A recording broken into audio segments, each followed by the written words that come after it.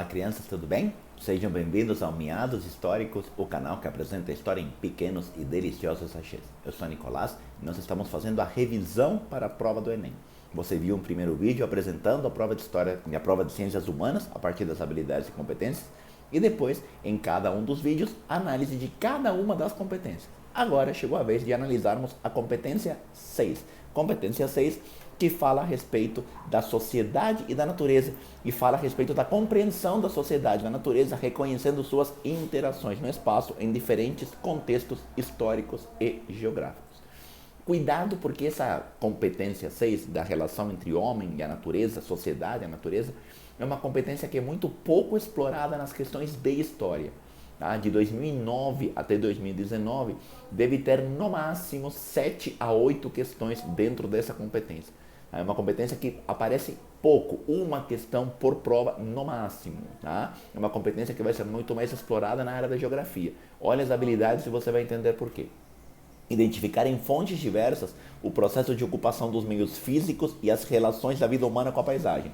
Nessas fontes diversas pode aparecer uma fonte histórica e aí cai no nosso colo, senão é mais a geografia mesmo.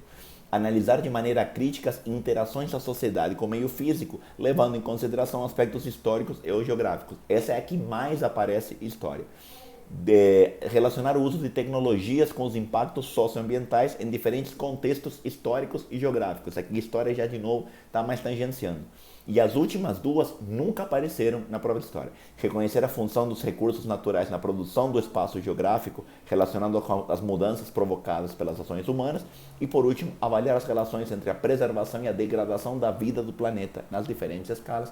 Essas últimas duas habilidades jamais apareceram na prova de história, sempre na prova de geografia. Então, eu trouxe para vocês alguns assuntos que podem aparecer aqui, olha como não aparece mesmo, olha como a incidência de fato é muito baixa, tá? Assuntos que podem aparecer dentro dessa competência. Islamismo, na verdade não é que podem aparecer, apareceu uma vez no Enem 2018, uma questão que falava de islamismo, mas na verdade queria relembrar a questão do crescente fértil lá na Mesopotâmia, a ocupação das terras às margens de rios, certo? Baixa Idade Média, o processo de urbanização, da ocupação, da formação das cidades, agora tendo como foco a estrutura urbana. Isso pode aparecer. Os processos de urbanização como um todo, seja no mundo, seja no Brasil. O Brasil teve um processo de urbanização tardio. O processo de urbanização do Brasil já se deu mais para o final, certo? Do período imperial, a república vai ser o auge da urbanização. E depois as próprias guerras, vai aparecer um pouco das questões a respeito de conhecimento das diferentes regiões a partir das guerras. Mas não é, como eu te disse, uma competência que tenha muita influência na prova de história, tá? Eu trouxe aqui a questão do Enem 2018, da qual eu te falei agora há pouco. Olha que interessante.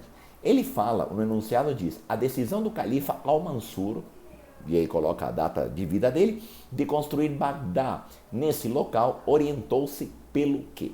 Bagdá, atual capital do Iraque, califa, aquele chefe político, militar e religioso, descendente de Maomé, certo?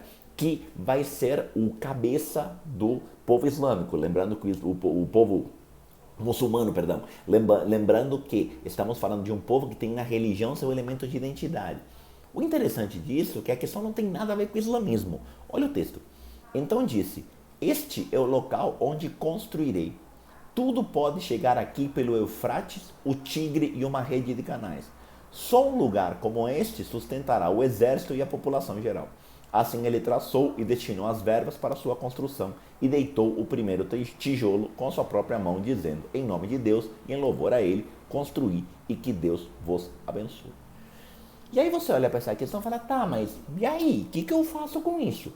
Você precisava voltar um pouquinho no repertório, embora o texto te dava uma boa pista. Ele fala do Tigre, fala do Eufrates e fala de uma rede de canais. E fala da construção de uma cidade a partir de uma região que tem rios. Ou seja, uma região de terra fértil, e estamos falando da antiga Mesopotâmia, terra entre rios, e ao mesmo tempo uma região que tem uma rede comercial a partir desses rios. E aí, a única resposta possível era a alternativa A de Açaí, quando ele fala da disponibilidade de rotas e terras férteis como base da dominação política, certo? A proximidade de áreas populosas, como a afirmação da superioridade bélica, é a famosa relação de nada com coisa nenhuma. Que seja uma área populosa não significa que você vai ter superioridade de armas. Submissão à hierarquia e à lei islâmica como controle do poder real. Em momento nenhum o texto te falou isso. Fuga da Península Arábica como afastamento dos problemas sucessórios. De novo, o texto nunca te falou isso. Tá? E em todo caso, continuamos na região do Oriente Médio. E por último, a ocupação da região fronteiriça como contenção do avanço mongol. Eu acho que não. Os mongóis vêm bem mais do Oriente e em todo caso, de novo, não é isso que o texto te falou. Por isso, a alternativa certa, a alternativa A de açaí. Tá? Última, cidade medieval. Olha só.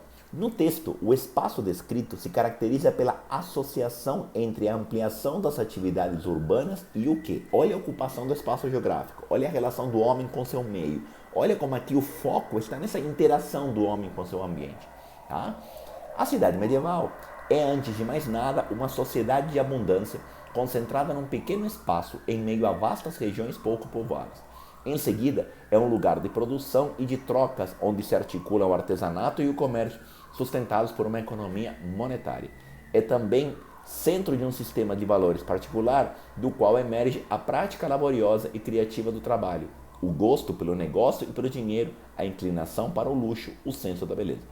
E ainda um sistema de organização de um espaço fechado por muralhas, onde se penetra por portas e se caminha por ruas e praças, e que é guarnecido por torres. E ele te pergunta como ele descreve esse espaço físico. Esse espaço físico, essa cidade, esse nascente, ou melhor, crescente ambiente urbano. Ele te diz que isso tem a ver com a emancipação do poder hegemônico da realeza. Emancipar é se livrar, é se tornar independente. Essas cidades se tornam independentes do poder dos reis. Aí o repertório histórico ajudava, sabe por quê? Porque isso é mentira. A formação das cidades faz parte da Baixa Idade Média. Baixa Idade Média é o período em que se dá o processo de centralização política. Então, não há uma desvinculação com o poder dos reis, muito pelo contrário. Aceitação das práticas usurárias dos religiosos, de jeito nenhum. De fato, a igreja condenava a prática da usura, considerando pecado, então não pode ser. Independência da produção alimentar dos campos. Ah, legal, quer dizer que o alimento caía do céu. Tá chovendo hambúrguer, professor. Eu acho que não. O campo continua produzindo alimento.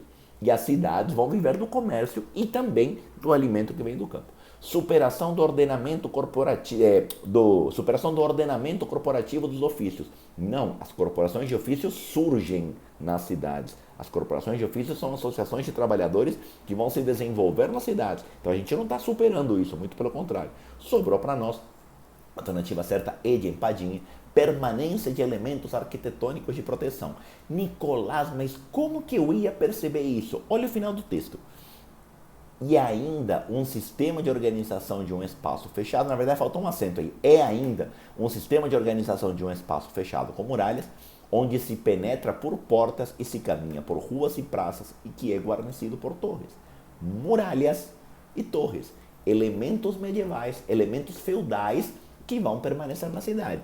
O que essa questão nos mostra mais uma vez? Que a passagem da Alta para a Baixa Idade Média é um processo que ninguém apertou um botãozinho e explodiram-se ou implodiram seus feudos e de repente brotaram belas cidades medievais. Não, é uma coisa que vai acontecendo com o decorrer dos séculos e que há permanências arquitetônicas. Perceba que o foco aqui não é econômico, o foco aqui não é social, o foco aqui não é político, o foco aqui é a ocupação do espaço, que é a nossa competência de número 6.